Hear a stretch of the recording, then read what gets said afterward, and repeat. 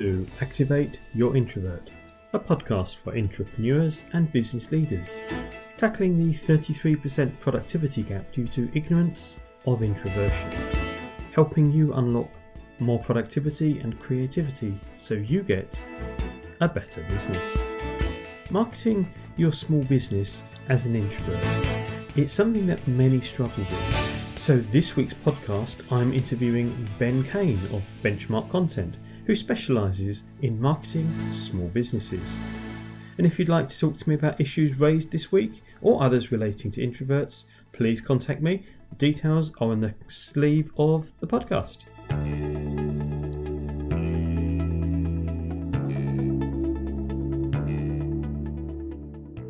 So, welcome, Ben. Would you like to introduce yourself first? Thanks, John, and thanks for inviting me on this podcast as well. Great to be here.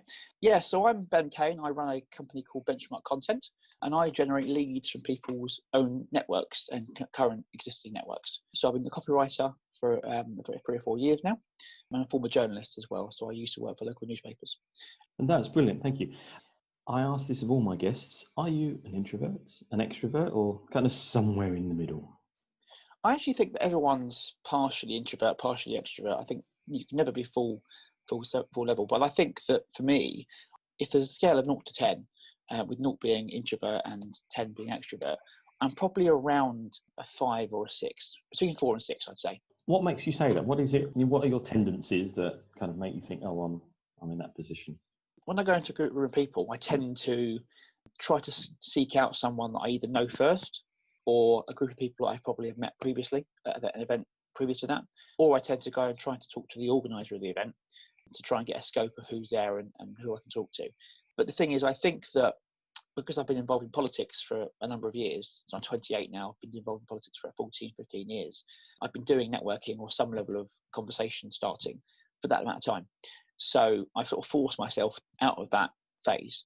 I probably, when I was 14, 15, probably around 1 or 2 on that scale, because I was bullied for a long time, quite introverted at that point, didn't really speak.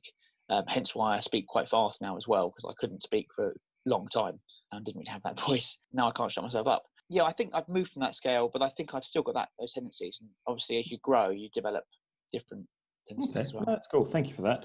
And it's quite interesting, even in just that part, you picked on a couple of things. You kind of said that you go to whether you call them networking meetings or just meetings, how you would find it's easier if you know 1 or 2 of the people there, or you go and speak to the organizer, so that you've kind of as a way in, I guess, rather than just walking into a sea of faces you don't know. Would that be right?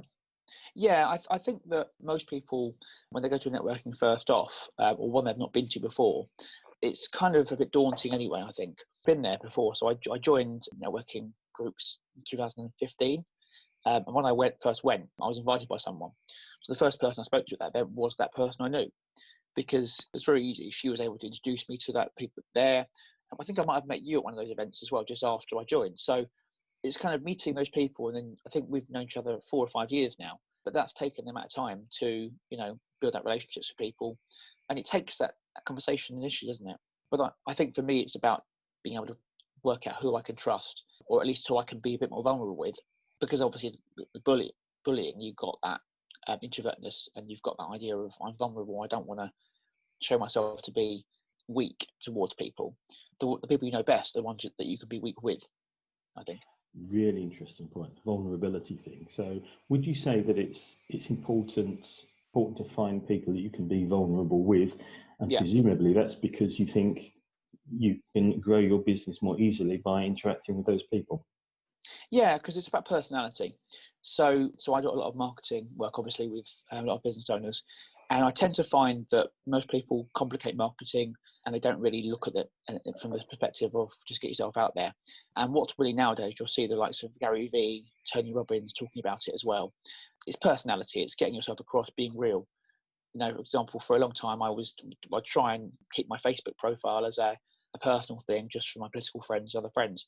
But now I've gone a bit more the other way, because I was thinking about it and I thought, my personality is political. However people vote, it doesn't really bother me, and it shouldn't bother them how I vote. The issue around politics, and for me, has always been helping people. So personality, I think, is really important. But you only get to that level with people once they know, like, and trust you. They can only trust you if you're around the people regularly enough and see what you're about 9 to 5 and 24 So hours a in day. some way, being vulnerable, or at least exposing parts of your personality, is an important thing. Whether that's networking, or whether that's bringing that out in, say, written content or other parts of your marketing. People buy into people. So even if you're a B2B business, so if you're operating in that structure there, people need to buy into people. So, for example, with me, if someone is like, if a client of mine or a prospective client of mine is just out to make a fast buck, it's likely that I won't want to work with them. Like the same position, if they're likely to just look on price, I won't work with them, or unlikely to work with them, because for me, it's about one, it's the value to provide, and the other side, it's the actual gain you can give. Things you can give to the society. So, because of my background in politics, I want to help people, and the business does that by helping people to grow their business and grow the economy. If people don't share that same mentality, it's going to be difficult to work with people, because you're already starting off at that ebb where you're sort of fighting against their own. So the best clients are going to be those that you get on best with. So you need to start being honest about what your personality is one of the key messages you put out there. Yeah, okay. Your ethics and everything else. So I think earlier you said about making things simple when you were talking about marketing. Keep it simple, don't overthink it. Any thoughts on that? Because that's a really important one, because if you're saying marketing is important to keep it simple, introverts, of course, tend to overthink things, or can be prone, shall we say. So I've been in business since 2015 or so. So I've obviously gone through this whole stage as well, being an introvert at the start as well, and still being somewhat of an introvert. So I know what it's like to make everything complicated and be in your own mind. I went on Facebook and sort of Googled a lot of things, and because of all these algorithms now, you get targeted with ads or things that are relative to what you've looked at already. So I got a lot of ads over the last 3 or 4 years that literally pushed me to sign up for more webinars, more classes, and more different quick tricks. I've actually started screenshotting some of these get rich quick Facebook ads, because a lot of them, they say to you, here's my the way I made $1 million in a month of running ads, or $1 million of running, my latest quick scheme for marketing, and all of it serves a purpose to serve their own business. But because you're seeing so many of these ads and so many of these ideas, you get essentially overwhelmed with stuff, because there's so many different techniques. There are lots of techniques. I'm not saying that there's only one way of doing things, but by doing more than one technique, you do nothing. The same way that if you try to target every business to work with, or every person to work with as a consumer, you don't work with anyone. Okay, so don't overthink things. Focus on one or two things, and if it doesn't work as well as it should, move on to another thing, I guess is what you're saying there. Yeah, I mean, for me, the whole essence of marketing has to be simple. So whether it's one task or another, it's got to be really simple. So what I tend to say is, okay, the first thing we work on is niching down and understanding who your market is, because most people tend to say, I work with anyone, or I know I can work with business owners. Well, SMEs aren't really a sector. Which sector among SMEs? So for me, it's the startups, the micro businesses, the ones who have probably gone from corporate career to full-time business, or have retrained, or have some level of experience in their sector in coaching or consulting, and have gone on their own. So they've already got a network. There are people there. So just by saying that to you, I'm giving you more of an idea of who's a good referral and who you might know that's relevant. Whereas if I just say, do you know a business owner? You'll go, yeah, great, I know loads of business owners. But how do you know that they're right fit for me? So making it simple is about less techniques, and it's about starting to focus on better people. Yeah. And that's an important thing for introverts, because they tend to overthink. You earlier said something about you think it's important for people to push through the barrier and get out there. Now, as an introvert, and having interviewed many introverts, we hate being told to get out there. Hate it with a passion, because it's the most basic. How do you counter that one? What do you mean by get out there? So with marketing, that covers networking and everything online as well and offline. I think most people tend to, like I say, overthink it. So for example, going to a networking meeting, the way I got over it in that kind of words was I went to an event which I knew the organizer, or I knew someone. I spoke to 1 or 2 people. Online, I wanted to create some videos. So what I'm doing now is, rather than speaking directly to the camera on these first set of videos I'm producing, doing a presentation on Google Slides. I'm then voicing over some of the content I'm providing, and I'm going to put that out there. Now, for me, does that make it easier for you to do it? And I can see lots of introverts that would be the case for. They don't necessarily want to see themselves on video because it puts too much of themselves out there. It does. I think a lot of people, again, tend to get in their own head about that.